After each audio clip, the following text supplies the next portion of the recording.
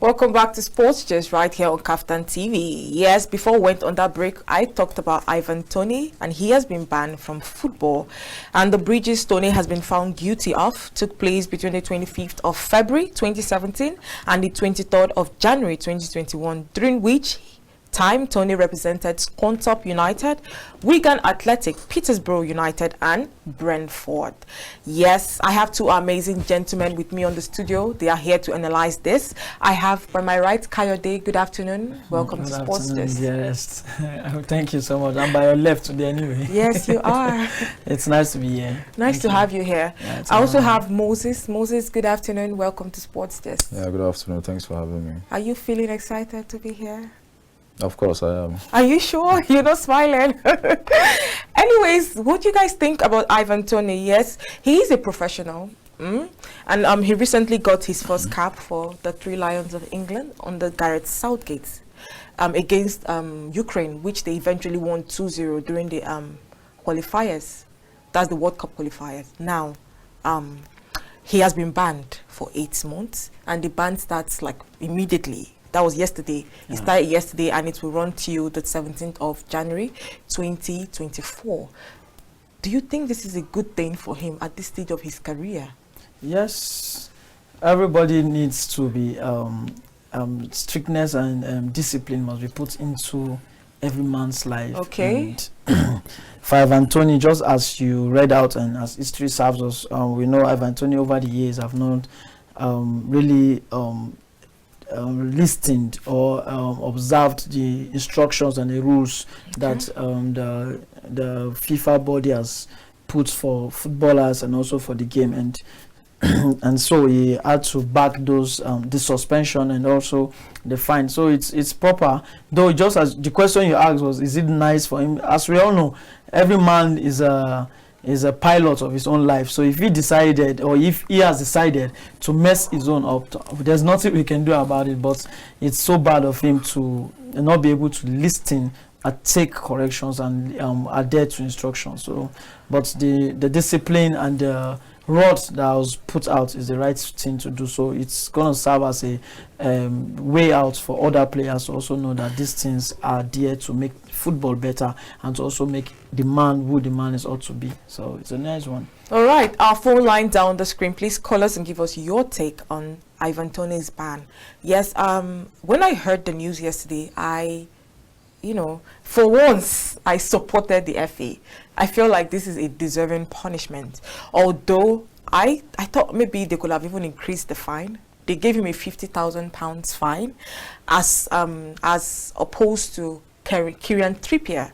Now in 2017 or 2020? Okay, yeah, it was in 2020. Now, Kieran Trippier was banned for 10 weeks by the FA in December 2020 for giving out information for others to bet on his transfer from Tottenham to Atletico Madrid. Now, he was given 10 weeks ban and a fine of £75,000.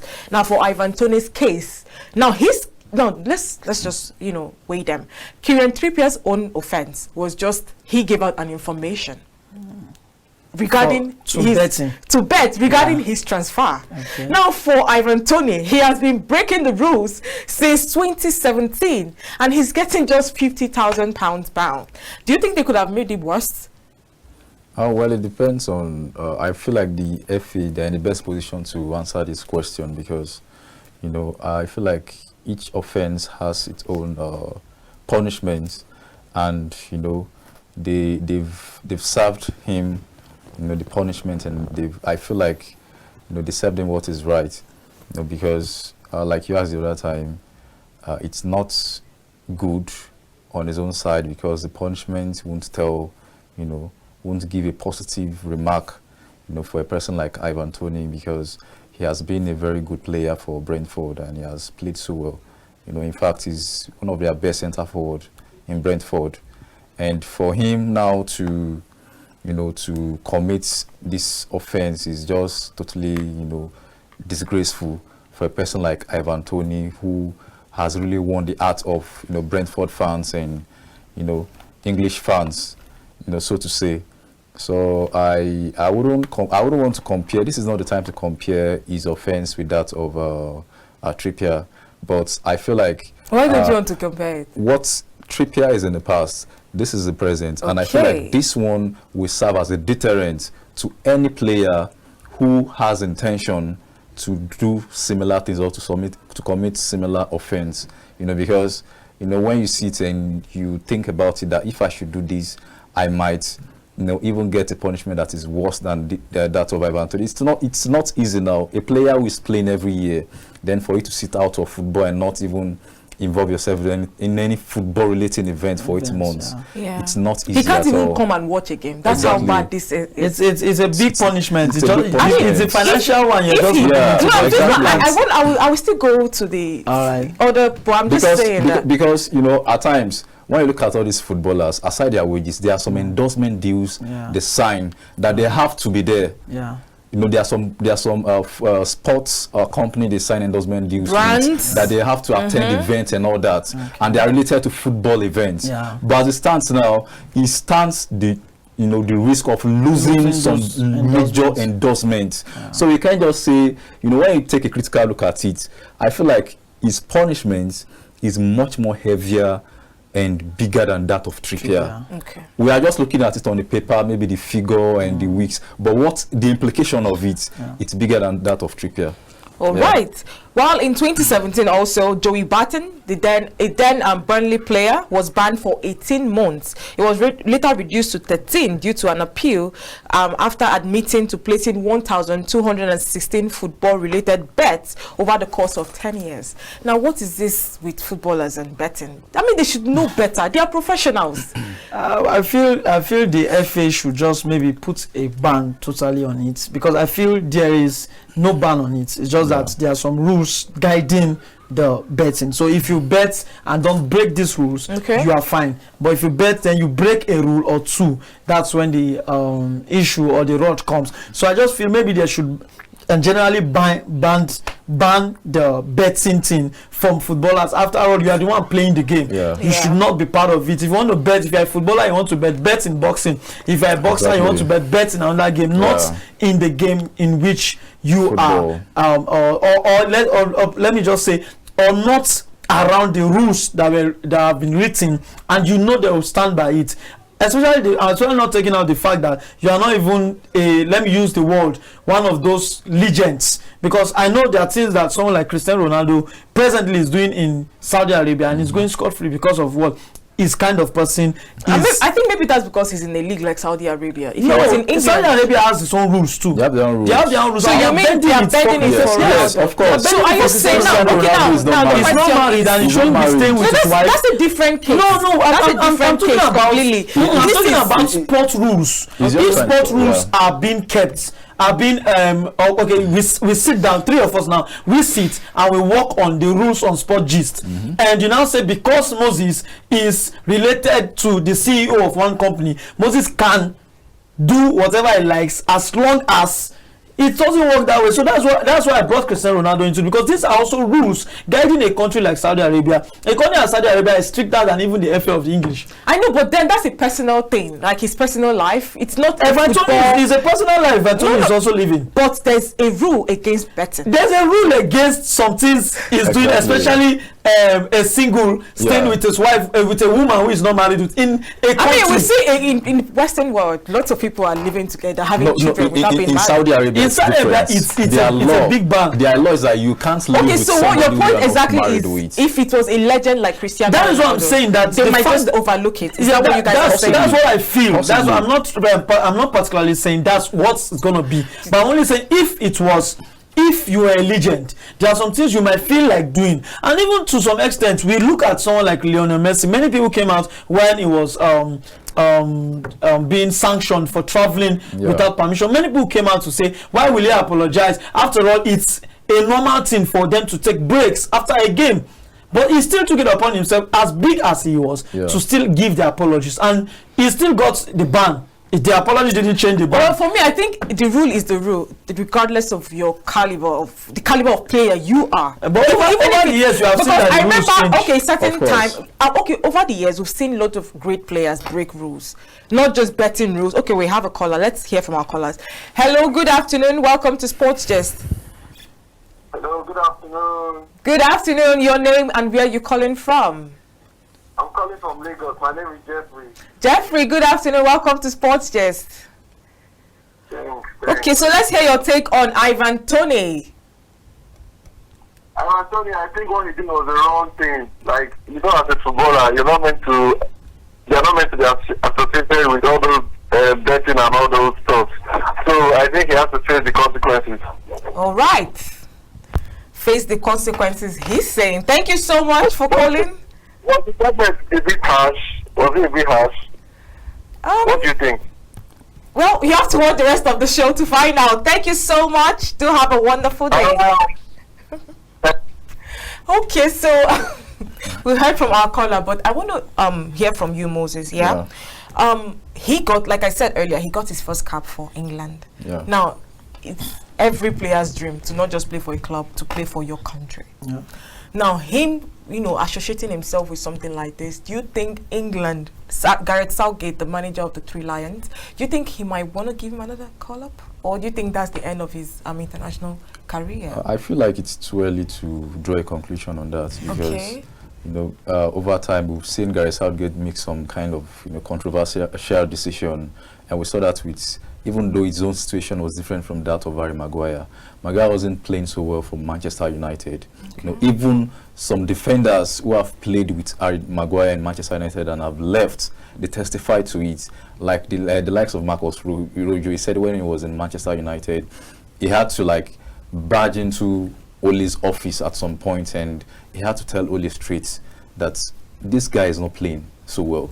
So why are you benching me for somebody who is not playing so well? I'm ready to play. But they said no, that they bought Maguire for £80 million, so he must start.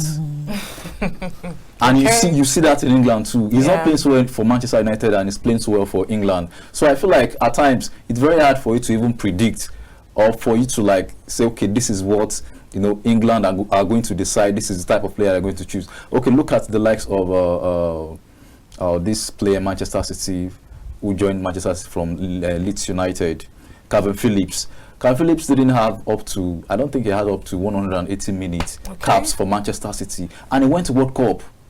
Okay. All right. So, for me, you can't sit here and predict England's selection. That coach can just come up with Different anything in his own way. in his own way. And I feel like most times his decision is always against this public opinion or what people feel, but he always do what he wants to do.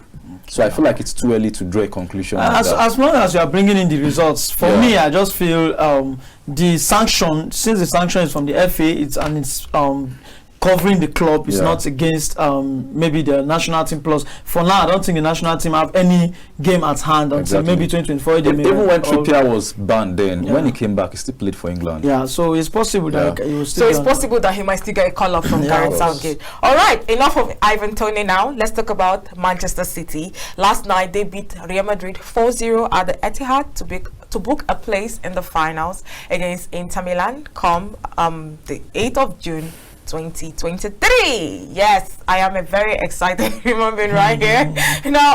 Last night, what's his name? Thierry Henry. He said that he is an Arsenal fan, but if you don't love City, you must be sick in the head. Do you love Manchester City? Well, everybody's entitled to his own opinion. That means you must be sick in your head. I'm not. The reason why I said that is okay. I feel like some people will want Manchester City to win the UEFA Champions League because Madrid have dominated for years, for too long, and people want the trophy to come back to England. Okay. But aside the fact that I want Madrid to win, I'm a Manchester United fan, and you won't expect me to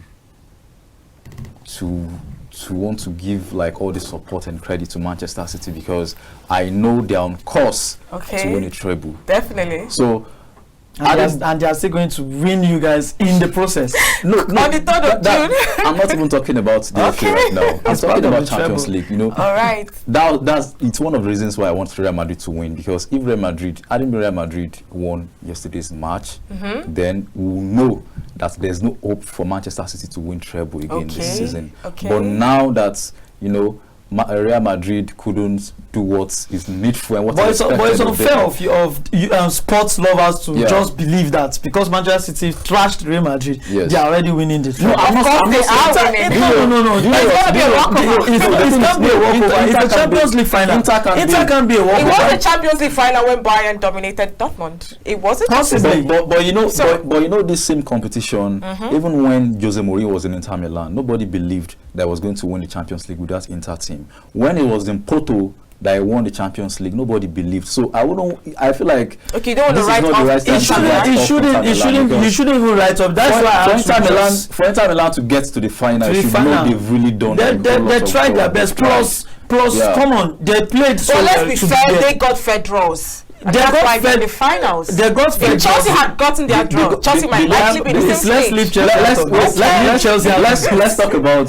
Do you know that final when Chelsea and Manchester City, faced Yeah. each other? Before that match, Manchester City were favourites.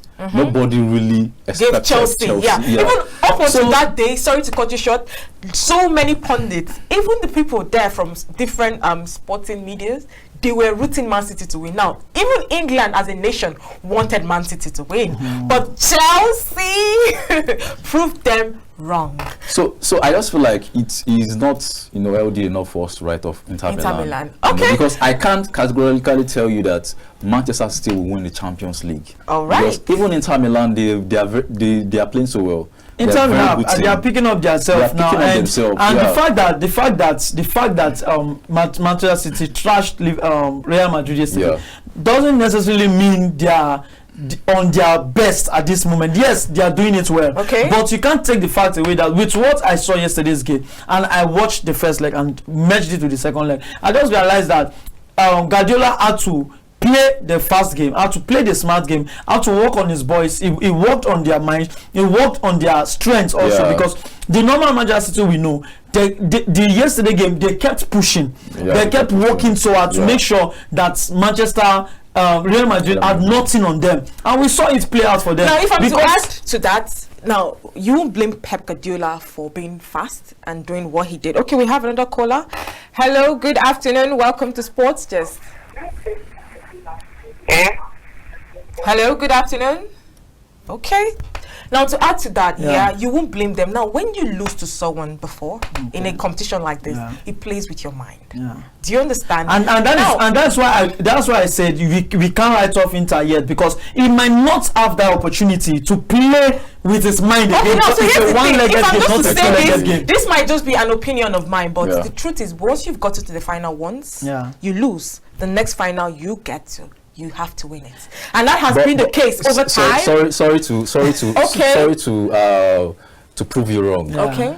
Jurgen Klopp, as a Liverpool manager, got into the final against Real Madrid twice, and he lost the two finals.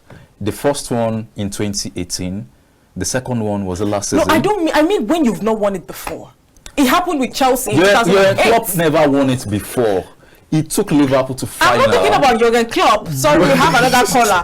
Hello, good afternoon. Hello?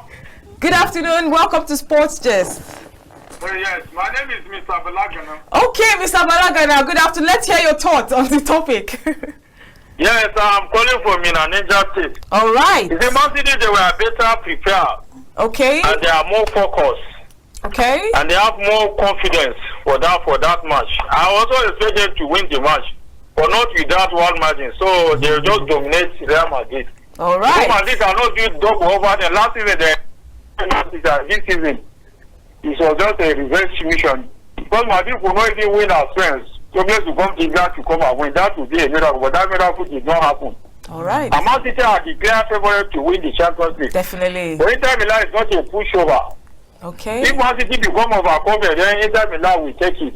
All So right. they should not be overconfident. They are the favorite for now. Okay. That's my stake. And there is a match today in the battle for top four. Yes. That's Newcastle and Brighton. So Yeah. mine will see their own turn for you. Thank you. Thank you, Mr. Balagana. Now, he said Man City are the clear favorites. Obviously, they are. Now, we cannot write off, we cannot just go on without talking about Manchester City's dominance since Pep Guardiola took over. And especially for the past 4 seasons so far. In fact, they've just been exceptional. They've been an exceptional team.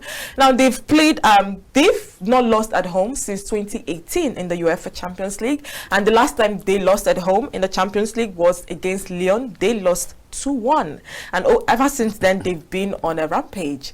Yeah, and last night they proved beyond measurable doubt that they are the team to beat. Now I want to compare this Pep Guardiola's Man City squad to Manchester United 1999 squad that won that treble. Yes. You are a Manchester United fan, yeah, and I have some of the list of players who played during the 1999. We have the likes of Peter Schmeichel, Gary Neville, Jaap Stam, Ronnie Johnson, Dennis Irwin, David Beckham, Roy Keane, Paul Scholes, Ryan Giggs, Dwight York, and Andy Cole. And now we have Manchester City's Manuel Akanji, Ake, Julian Alvarez, Scott Carson, João Cancelo, Kevin De Bruyne, Ruben Diaz, Phil Foden, Sergio Gomez, Jack Grealish, and the likes of them. Now the last team to win the treble, that famous treble, was Manchester United in 1999, your team. Yeah. And this year, Manchester City are on course for their own treble. Do you think this Man City's team is way better than that team that won that treble? Okay. I know I grew up to know those names. The 1998 list of players, the Manchester City with their coach Alex Ferguson, yeah, and Scholes, the Giggs, the Beckhams, and we won't take it away. Those guys were phenomenal. Those guys were one of the best players ever. Okay. Then they stood out. David Beckham stood up for his greatness when it comes to free kicks. Scholes stood up when it comes to the midfield maestro. Giggs also did the same. Van Nistelrooy also did the same when it comes to scoring goals and all that. So we can't take that away from them. But it would be unfair for us to measure up or try to compare them both, because 1998 is not 2023. That's number one. Number two, the football then wasn't as expensive as it was now, because then they were all playing for the glory, for the fame, but now everybody is playing for the money. So I believe even the Man City team going for this winner now, it's not just because of the glory and the fame alone, but because of what is attached to it. Because the more they win, the more revenue they bring in, and the more players you will be able to sign in. You said it all. Thank you, Sam. I have one question, just an answer I want from you. Do you think Man City can win the treble this year? Yes or no? Yeah. Yes, they can. All right. Before we go, the battle for the top four continues as Newcastle take on Brighton Hove Albion tonight, while the semi-finals of the Europa League, the second leg, is tonight. Bayer Leverkusen will host AS Roma, while Sevilla will play Juventus. And the Europa Conference League, AZ Alkmaar will host West Ham United, and Basel will take on Fiorentina. Well, that's the much we can take on the show today. Thank you so much, guys, for being on the show with me. And thank you to our amazing callers. Thank you to our amazing viewers. Thank you to everybody who makes the show a success. Let's do this again, same time, same station tomorrow. I am Dearest Mba. Bye for now.